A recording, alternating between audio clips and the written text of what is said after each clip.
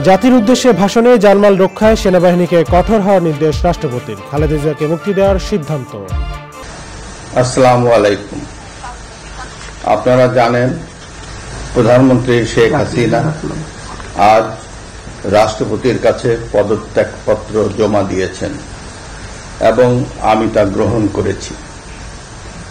প্রধানমন্ত্রীর পদত্যাগ ও বৈষম্য বিরোধী ছাত্র আন্দোলনে সৃষ্ট পরিস্থিতিতে আজ বঙ্গভবনে 3 বাহিনীর প্রধান এবং বিভিন্ন রাজনৈতিক দলের নেতৃবৃন্দ, সুশীল সমাজের প্রতিনিধি ও বৈষম্য বিরোধী ছাত্র আন্দোলনের কয়েকজন সমন্বয়কদের সাথে আলোচনা হয়। শুরুতেই সেনাপ্রধান বিরাজমান সার্বিক পরিস্থিতি ও রাজনৈতিক দলগুলোর সাথে তার আলোচনা সম্পর্কে আমাকে অবহিত করেন। রাজনৈতিক নেতৃবৃন্দ এ সময় তাদের বক্তব্য তুলে ধরেন।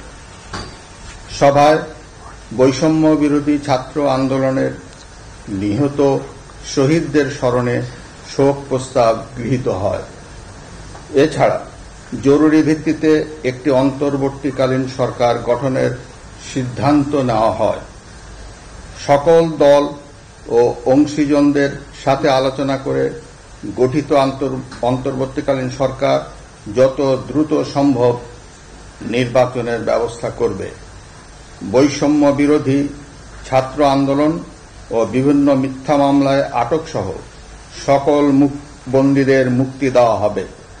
বৈষম্য বিরোধী ছাত্র আন্দোলনের নিহতদের পরিবারদের ক্ষতিপূরণ প্রদান ও আহতদের সুচিকিৎসার প্রয়োজনীয় সকল সহায়তা দেওয়া হবে।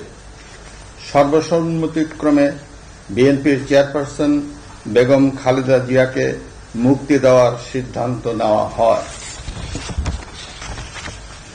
প্রিয় দেশবাসী, আমি দেশের আইন শৃঙ্খলা পরিস্থিতি স্বাভাবিক করতে